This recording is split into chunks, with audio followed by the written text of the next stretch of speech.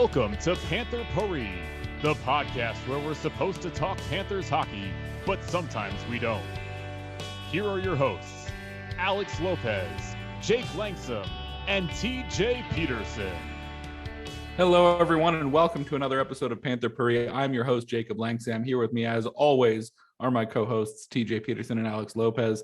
Joining us today, sports writer for the Miami Herald, David Wilson. David does a great job covering the Panthers, so we thought we'd have him on to chat a couple of weeks ahead of the playoffs. David, thanks so much for hopping on with us tonight. Yeah, thanks for having me.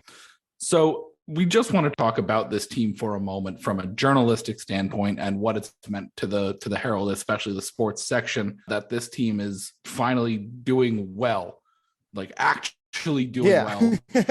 And hopefully this continues into the future for both the podcast and the Herald sports section. But what has it meant like so far journalistically that this team is actually doing extremely well and garnering interest? Well, it means we can cover them kind of like on a full-time basis again. Still not as intensively as we cover some of our other teams in South Florida that have, both bigger fan bases and more entrenched fan bases. And, it's weird because the Panthers are up in Broward and we care much more about Dade. But yeah, I mean, it's, I basically, I got to the Herald. I was part of like the hires after a couple of the guys left for the Athletic. So I never overlapped with George. And I guess George actually, because he'd gone to George Richards, gone to Columbus before. But, so he was the last like full-time Panthers beat writer. And, for basically, I guess the last 3 or 4 years, it's been kind of like by committee, a lot of freelancers, me and Jordan McPherson, our Marlins writer, have kind of doubled up on it over the last couple of years here. So, but it's been fun to cover it full time. And, I'm from the Northeast, so I grew up watching hockey and all that. So I feel like I was as qualified as anyone at the Herald to jump in and cover it. And, like we're seeing more interest, right? It's still not the Heat or the Hurricanes or the Dolphins, but there's enough to you look at the crowds there every night. There's people interested in it in a way that literally has never happened before in South Florida, at least not since 1996. Mm-hmm.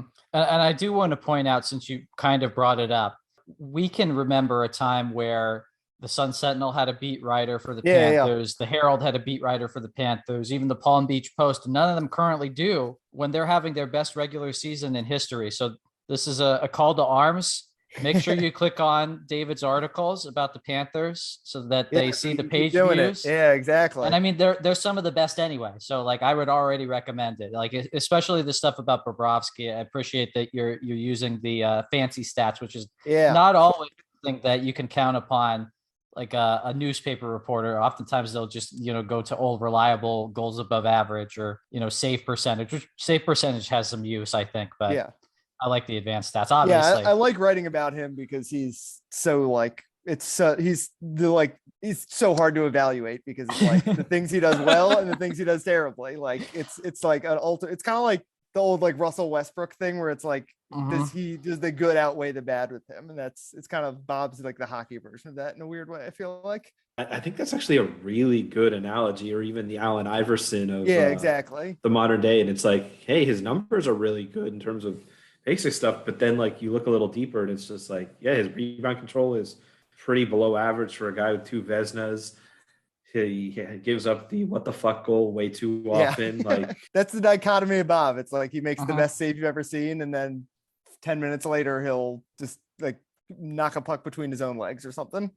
I just need something clarified very quickly. Since when is Allen Iverson not good? I don't know. Allen Iverson's good, but it's always that's why I like the Russell Westbrook comparison more. Because like for so long he was like, is it actually good that he's doing all this triple double stuff? And, but it is the same thing with AI. Like if you go back, like his shooting percentages and all that were terrible. He was just getting so much usage, just so much volume. Like go back and look at like some of the advanced stats they've come up with for basketball and like how they've applied him to Allen Iverson. And it's just like, oh, this guy, because of, he was small and because he was flashy and because, he was a walking soundbite, like he was just blown up to mythical proportions. And he's just pretty good. And unfortunately, this guy, Cole Anderson, just got hired by the Flyers this season because earlier this year, he was putting out his like expected rebound adjusted data.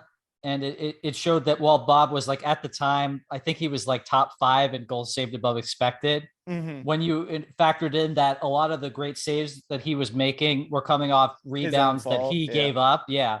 That put it into perspective. And it's like, overall, the body of work is still positive, and you can't be anything but happy with it, especially after we saw 2 pretty poor seasons, like even below league average, not even just like disappointing for $10 million. Yeah. I haven't dove as much into the rebound control stuff, but yeah, you can, I mean, that's obviously one of his weaknesses. And, the thing with Bob though, also is like, other than Vasilevsky, is there another goalie in the division you trust more than him? Like it's a pretty like weak division in terms of goaltending. So it's, the way the playoff format works now, like they're not going to necessarily run into a goalie who I think, or a team that has a way better goalie situation than they do. Well, David, it's interesting that you asked that question. Is there another goalie in the division you would trust more than those 2? Because you recently wrote about Spencer Knight, didn't you? I did. Yes. Maybe that's the one you trust more. So yeah, why don't you, because that's a really great segue into that. So why don't you give the highlights of that article? Maybe garner some interest in some extra clicks from our listeners. Tell us why Spencer Knight maybe is one of those goalies that you might trust more than Bob. Well, just because he's been awesome since he got back from the American League, basically. If you look at his full season numbers, Bob's got him beat basically everywhere. But in the last, he got back, I think March 7th, I want to say was his first game back. His first start after the All-Star break. And, if you look just like the basic numbers, like we were saying, the not fancy stats, if you go back to the beginning of March, I think he's got the 5th best save percentage among all goalies in the NHL with like 10 starts, I think is the number I put on it. Since he got back from that stint in the American League where it was tough for him at the start of the year, right? He's been a starting goalie his entire life. And he was a clear backup because Bob was really good at the beginning of the year. And you could, he struggled, right? His number, I think he was under 900 save percentage until the new year, at least, maybe even until the All-Star break. I don't remember the exact date when he kind of got over that threshold. But yeah, once he went down there and he started playing a lot, clearly got back in his groove.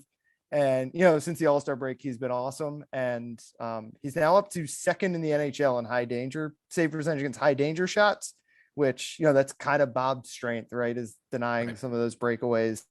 And if Spencer is better than Bob at that, then there's not a whole lot that he is worse than Bob at, basically, I guess, because he's got him beaten at least in the second half of the year. It's still smaller sample size, obviously. And he's young and, he turns 21 on Wednesday. I don't know what day or Tuesday. I don't know what day this goes up.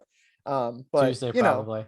Yeah. So it's I wrote about it a couple of weeks ago too, when Bob it was after the 2 games where he got pulled, when clearly his worst little like 2-week stretch of the season.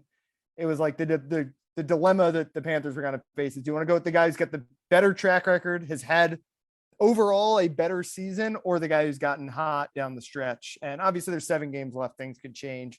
And Bob has bounced back really nicely since that little week he had there when he was pretty terrible. So it's not as cut and dry now of like, that's the difference between the 2 guys. But yeah, I mean, it's an interesting dilemma.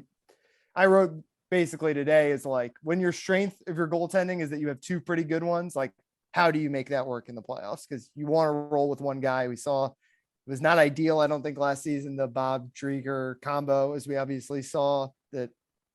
And they kind of have a similar potentially situation. They've been, every time I've asked Bruno, he's basically said like, Bob's our guy until further notice. But come playoff time, you want to make sure you're making use of all 23 guys on your roster or whatever. So it's going to be an interesting situation they have to balance, I think.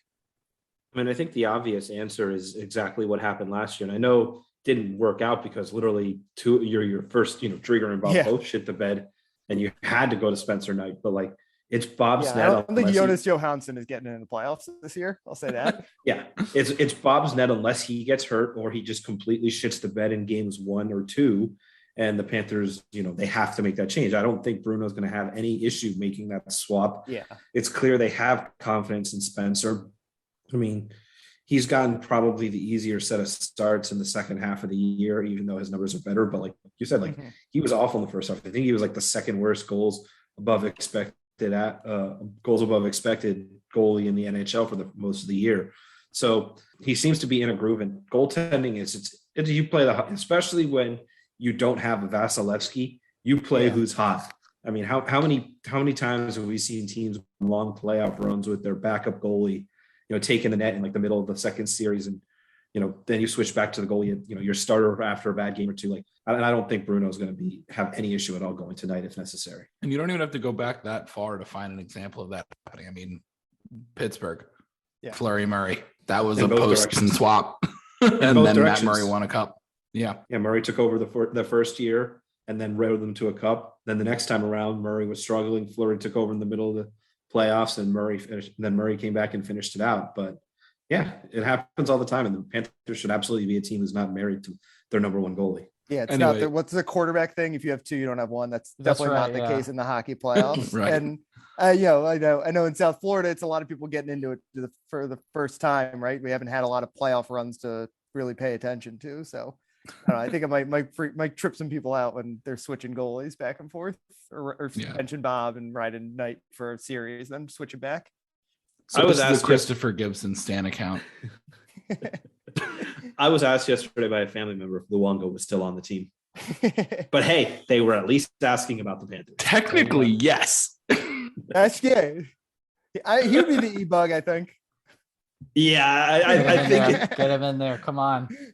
It honestly wouldn't be the worst idea to give him. Well, actually, I don't know if they can because of the whole cap recapture thing. But that's actually, I mean, there's worse third goalies out there than Luongo that hasn't laced him up in 2 years. I do wonder if that's like even a possibility. Like, say Bob and Knight are both down in the playoff. Like, can you bring Roberto Luongo in for a postseason game if something happens catastrophically to Bob and Knight? Yeah, I don't know. Has an e-bug ever been needed in a playoff game? I'm not sure about that. It feels very unlikely. Well, I actually do know the answer to this. It's not the e-bug situation that we're used to with Dave Ayres coming out of the stands.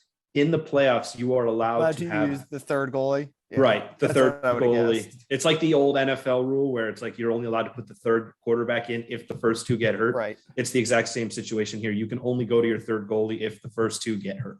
That makes sense. The more you know. But the question is Johansson healthy? Because I know he got injured. He's on this road trip right now, so I think that he's been skating the last little bit. So it seems he is healthy now, but obviously I don't expect to see him play a game unless everything is clinched and they start me at center. Waste some up. So breaking news: David Wilson has signed a 1-year contract with the Florida Panthers. Incredible! Congratulations, David. Amateur tryout. I gotta learn how to ice skate first. I was gonna wait a minute. You're from the Northeast, like hockey, and don't know how to ice skate. That's gonna be an issue, David. Yeah. I never played it. I wasn't waking up that early. And I'm from Maryland. It's like sort of the Northeast. I'm not from Maryland is not hockey. I'm not Maryland from is Mid-Atlantic more than Northeast. You can't fool us. Yeah, exactly. Yeah, I can't think of anyone I ever played hockey with who's like, I'm from Maryland. The most notable hockey player from actually my high school was Jeff Halpern. So we got one. That's not bad. That's not bad. Captain for was he ever the Lightning captain? I know he was the Caps captain, I think, at one point. But yeah, the most notable hockey player from where I would have gone to high school had I not left Chicago, if I'm not mistaken, is oh my god, his name just escaped me. He was with the Bruins for a long time. John Moore. Okay. John Moore from I believe he's from Winnetka, Illinois. The John Moore. That's my big claim to fame of the Evgeny Dadonov not trade. Yes. Yeah. Very true. A buddy of mine from work is actually like childhood friends with John Moore, and he was telling me when the Bruins were in the Cup a few years ago against St. Louis that John was like gonna invite him to the Cup parade on his day with the Cup if the Bruins pulled it off, and then they didn't. And my work friend was very upset. So that's my hockey claim to fame on the contingency that I never moved out of Chicago. So bit complicated. So David, I want to ask you something else here about your work, and that's goaltending battles aside, what has been the most interesting storyline from the Florida Panthers that you've enjoyed covering and writing about? It's a good question. I think kind of everything this year. And and some of it's been like easy, right? It's been like, oh, they're really good. Like, wow, they've got 4 really good lines. Like it's fun every once in a while to write about like the 3rd line or the 4th line or whatever. And everyone loves Ryan Lomberg, right? Oh, so yeah. you got a couple guys on like, but I'll say the one thing, we're still not in the locker room, so it's a little hard to get like some like like how do the lines build a chemistry kind of thing. Like you hear all those like like nicknames and all that like fun classic hockey stuff.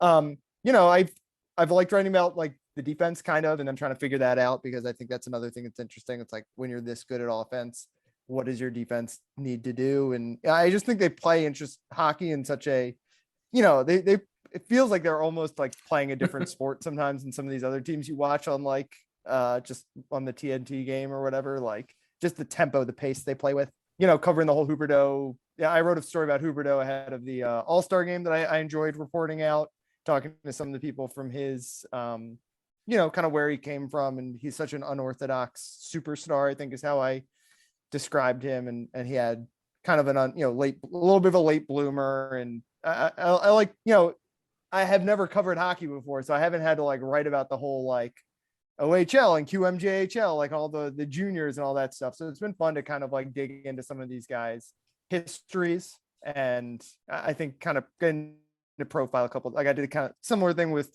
Mackenzie Weegar the other day. So it's been fun to like kind of write some of those like featurey profiles about some of the guys. There hasn't been a whole lot of negative like to write about and a whole lot to like analyze necessarily about like what's going wrong, because so much has gone right that it's been, I just think they have so many incredible stories of guys who have, it's been the whole Bill Zito MO, right? Is plucking these guys who either had like a deficiency somewhere else or were overlooked somewhere else and watching them blossom. I think just that whole through line has been fun to write about with this team. Yeah, it's kind of the point where it's like if you're writing negative things about this Florida Panthers team, you're just that guy who's looking for something. You're just trying to be that guy. Like we're seeing it on social media where like people are just looking for something to pick the Panthers about. It's like, oh, well, their defense is only league average, or they haven't really been tested. They haven't faced adversity. It's all just nonsense. And you kind of touched on it with the defense. It's like, what do you need the defense to do? What do you need the goaltending to do? You just need it to be league average because your offense is an absolute wagon. And speaking of which, there's a stat tweeted out by Dmitry Filipovich yesterday. As of yesterday's game, the Panthers have scored 6 goals or more times than they've scored 3 or less. That is absurd. Like absolutely absurd. That, and just not to read I'll read the whole second. It doesn't take too long. They've been shut out not once this year. They've been held to 1 goal 4 times, 2 goals 9 times, 3 goals 15 times, 4 goals 16 times, 5 goals 14 times, 6 goals 9 times, 7 goals 5 times, 8 goals once, 9 goals twice. They've scored 5 goals more often than they scored 2. These are ridiculous offensive numbers. This is stuff we saw back in the 80s, and the Panthers are doing it in 2022. So, yeah, be league average defense and goaltending because the offense is a fucking juggernaut. I'm doing a quick thing here. I'm trying to find the average goals per game this season. It's like so I can carry off of that. And the Panthers are at like 4.2. It's also the league average goals for per game is 3.0. It's basically 3.1. 3.1 goals per game. And then the Panthers are at like 4. Average is 4.2. Yeah. Yeah. I think it was 538 the other day. They at that time, the Panthers were the 16th best offense in NHL history. Like when you compare it to the number above league average they were. So it's, obviously like some of those, like we were saying in the 80s when teams were scoring, it was just more common to score 4 goals a game back then. So yeah, they're historically good. Oh, yeah. And we all remember the Edmonton Oilers dynasty of the 80s for all their shutdown defensemen and, defensive players. We all remember that. That's definitely how it works. Well, that was the flip side of this. Different style of game. Like, the idea was like, that now you have to win with defense. But if the league, because scoring is way up across the league, obviously the Panthers are at the forefront of that now, pacing the league's uptick in scoring. But is the sport maybe shifting back to where for the last 20 years or whatever, it's been defense wins championships, and is it going to flip back now as offense is back on the rise? So I think one thing that I'm very excited about that is the NHL is a very reactionary league. We know this. We see this time and time again. Should the Panthers go on to win the Stanley Cup, I am currently knocking on wood, the league is going to react. And the teams are going to start saying, oh, well, look at what worked for the Panthers. They kind of shucked defense. They didn't, but whatever. For the sake of this high-octane offense, maybe we should all do that. And that's going to slowly become the norm again. And that's a very exciting cyclical evolution to the modern game. Yeah, it's just good for the sport.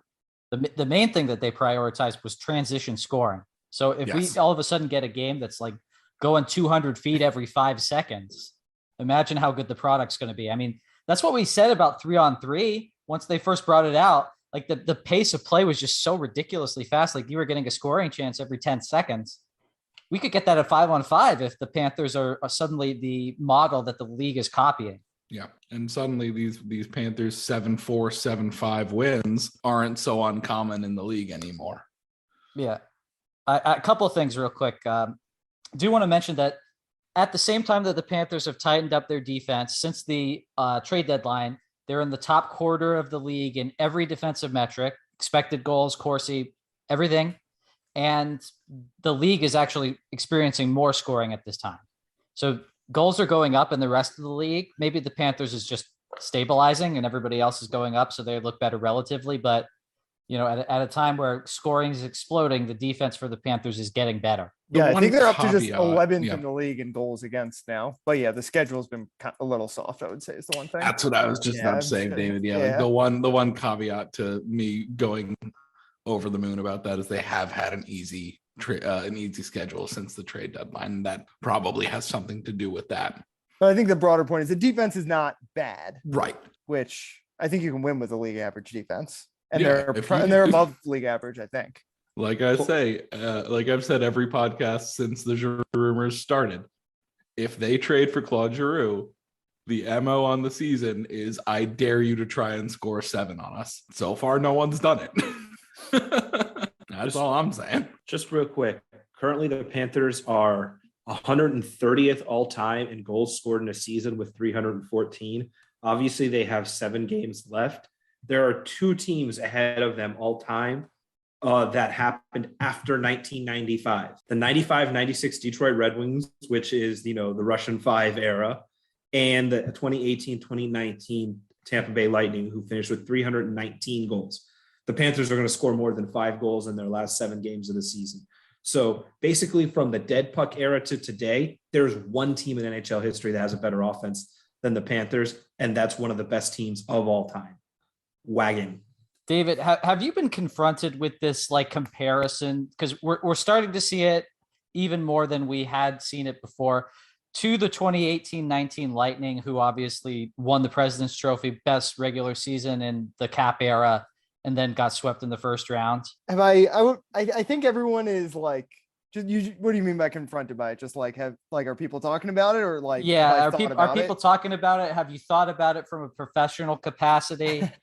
Yeah, I mean, I've definitely started thinking about it, right? Because it's I don't expect it to happen. It's very unusual, right? But it's not unheard of in hockey. And when we're talking about where South Florida is still learning about hockey, I don't know if South Florida is prepared for the potential. Again, it's like a less than 5% chance probably or something that it happened, but it's not nothing. Yeah, I mean, it would be, the thing is, so if they melt down in the first round or lose in the first round, the one thing is that it's not like this is the end, I don't think, right? I think they can kind of do the Lightning thing where they sort of run it back basically, because pretty much everyone is under contract. Everyone who matters essentially is under contract through next year, except for the trade deadline acquisitions and Mason Marchment. So you can pretty much run it back. Now, is that going to be satisfying to people that if they lose in the first round for the second straight year after the 2 best regular seasons in franchise history, is it going to be satisfying to say, all right, we're just going to take a third swing at it? I don't know, but I kind of feel like it would be the smart thing to do just because hockey playoffs can be so fluky. And the Lightning last year were better than the Panthers, I think, once they were back to full strength. So it's not like they got upset, I guess, technically, but like, I don't know. Those were the 2 of the 3 or 4 best teams in the league that just happened to play in the first round. So yeah, I mean, I've thought about it a little bit. Like, I don't know what I'm going to write, but it would be quite the ending. But again, I'm not expecting it. I think they're too good. And I trust the goalies and the defense enough, right? That's everyone I talk about. Everyone wants to talk about the Panthers with me, who knows I cover the Panthers, because, you know, they're fascinated by it. It's like the first time this has ever been a thing. And everyone wants to talk about either the goalies or Bruno in the weird situation where he's been the interim coach all season long. And I worry, I think, less about the goalies than most people do, but maybe I'm naive. Mm-hmm. Well, the goaltending is one substantial difference between this team and the 2018-19 Lightning, where a normally reliable Andrei Vasilevsky blew up. The kind of weird dichotomy about that team is that it was not a remarkably good possession team, whereas you see a lot of the dominant teams tend to be dominant in possession stats, like the LA Kings that won the 2 Stanley Cups. They were towards the top of the league in possession stats that season, and the Lightning really weren't. They were like 7th in Corsi, I think. But at the same time, they had top 5 defensive metrics. So everybody's talking about, or at least like when you see this comparison trotted out, it's that, the 2018-19 Lightning were this freewheeling scoring team, but in the playoffs, they couldn't defend. They gave up fewer goals than the Blues, who ended up winning the cup, albeit it was by 1. But look, it's technically true. They gave up fewer goals than the Blues. Yeah, and I think this team, like, and again, like, I just don't think they play defense so differently than everyone else, right? They really have bought into the idea that the best defense is a good offense, where they're just forechecking like crazy, and like, you know, they're going to get beat with some breakaways and some 2-on-1s and stuff like that. Like, that's just how they're designed. Or that's the trade-off they make by playing this high pressure system. But again, like we're saying, like, if scoring is up across the league, maybe they're on the cutting edge here. And maybe this is the way that for the next 20 years, you're going to want to win hockey games. It kind of like I said, no one plays quite like them. And that is like a testament to the way they've kind of built their roster. And I think just the strategy they employ. And David, you kind of hit the nail on the head that the Panthers do give some odd man rushes. And I think that's why you're seeing the less informed people, or people who don't watch the Panthers that often, say, oh, their defense isn't good. But the difference between the Panthers and, like you said, they play a different style than anyone else, and those other teams that just trade chances, is for every 2-on-1 or 3-on-2 or breakaway the Panthers give up, they generate 3 or 4 of their own. So yeah, they give up some chances every once in a while, and they need to rely on Bob or Spencer to bail them out.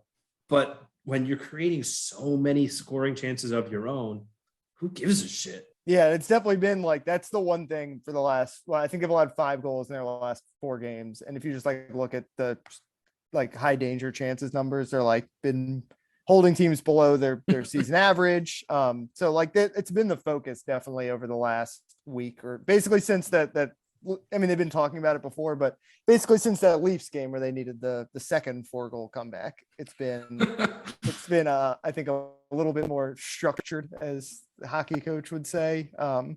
And you know, I think like I've liked most of what I've seen from the new defenseman, but I think a little earlier, like I think Ben Sherratt was trying to do a little bit too much of an Aaron Ekblad impression there for a little while, and that's just like not his game, not what he's there for. I think just as those guys have, you know, like you show up in the Panthers, you watch the way their defensemen play, you want to be part of that, you want to be like scoring goals and all that kind of stuff.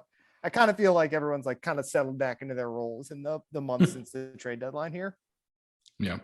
And there's one other very significant difference, I think, between this year's Panthers and that President's Trophy winning Lightning team. It's escaping, but can anyone just remind me, who was the goalie that swept them? Oh, Russian dude. Yeah. 2 Veznas. You know, it's escaping me who it is, but I just don't think that's going to be a problem. That specific situation is really going to be a problem for the Panthers this year. They definitely won't be playing against Sergei Bobrovsky. That is guaranteed. Yeah.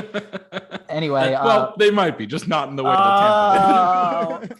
Well, knock on wood. Anyway, I wanted to transition here into talking about we've got 2 weeks left of the regular season, and everybody will say, you know, nothing's guaranteed yet. We want to fight for every point, but the Panthers are essentially locked into top spot in the Eastern Conference and second place in the President's Trophy race. So from your vantage point, what do you think that they're looking to accomplish with these last, I think it's 6 regular season games where they don't really have anything tangible to play for? Yeah, it's going to be interesting because I think they can clinch the top spot as soon as Thursday if they win the next 2 and the Leafs lose on Tuesday. I don't know if they play next after that, but they're like the magic number is down to 3. So yeah, it's, you know, we've kept asking. I don't think they totally know the plan yet, like in terms of like who are you going to rest, all that kind of stuff. I think it's just going to be still that focus on defense. I think they're really happy with the way they've defended the last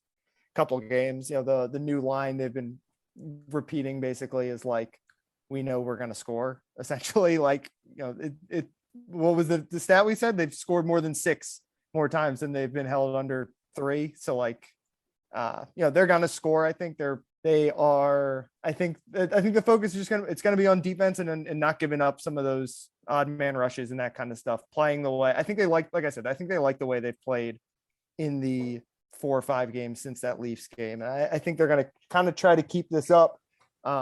You know, I know they say Bobrovsky's going to be the goalie no matter what. They kind of, you know, I'm sure they're both, Bob and Knight are going to get a couple of starts here down the stretch.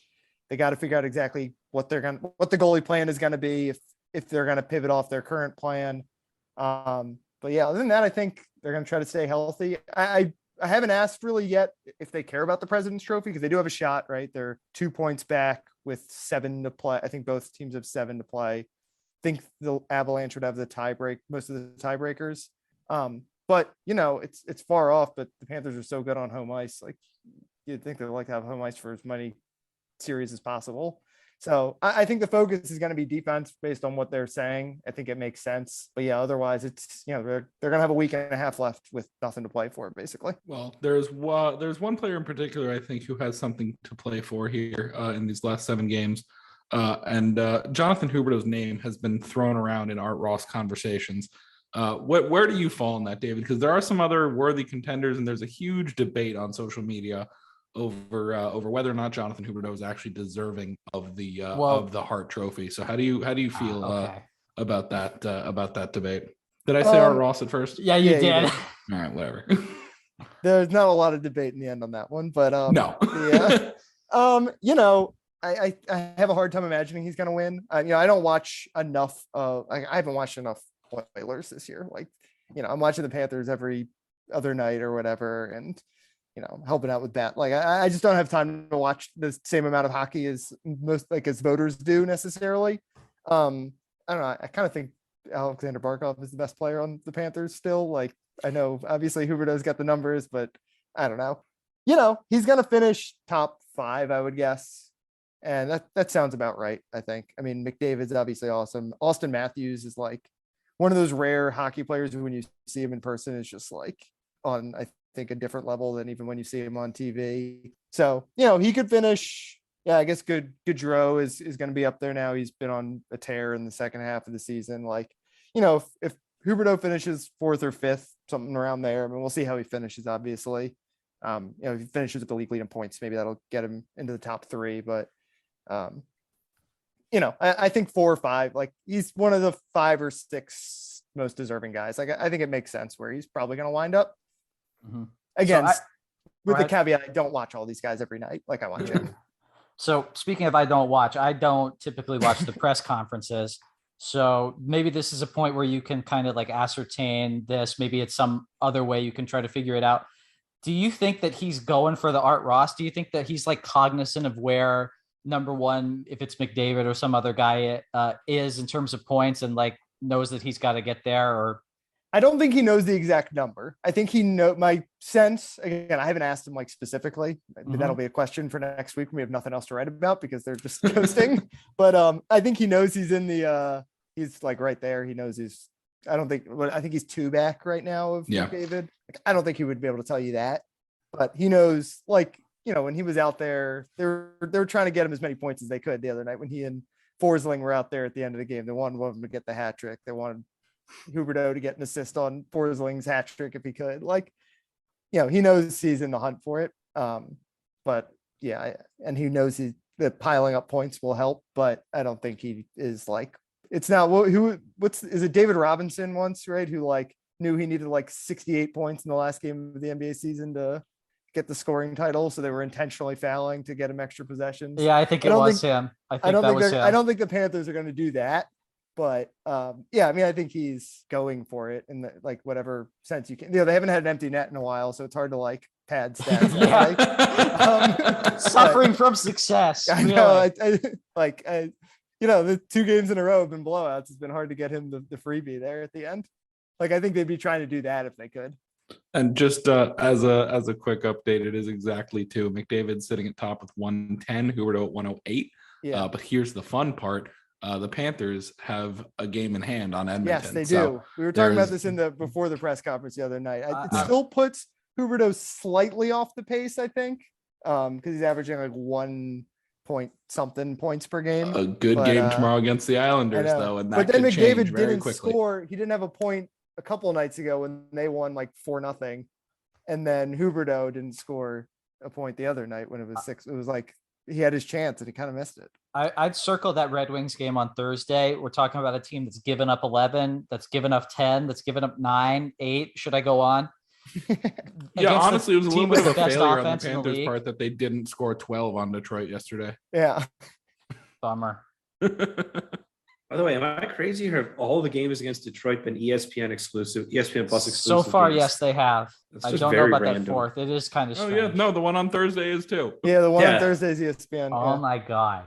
Wow. The grudge match was just too tantalizing. For Division them to- rivalry. Yeah, there you go. Absolutely. Well, David, thank you so much for taking some time to join us. I think that we've kind of alluded to where people can find you, but why don't we just throw it right out there, give them the URL, feed it to them in a spoon. Here comes the airplane to a baby, basically. You can follow me on Twitter at DVWilson2. I tweet out pretty much everything I write there. Or you can do it the old-fashioned way by subscribing to the Miami Herald. Maybe you can get a newspaper with your morning coffee if you live in South Florida, or you can just go to miamiherald.com/sports and click on that Panthers tab. And pretty much everything there will be written by me. Jordan McPherson will be filling in for a couple of days next week. But for the most part, I think we do pretty good coverage. So read it. Oh, no doubt. I've definitely been very pleased with all the work that you do, and I thank you. Yeah, of course. Thanks for having me again. I appreciate it. And it's been fun to have a hockey team that people in South Florida care about a little bit. That is for sure. Now go enjoy Better Call Saul. Thanks.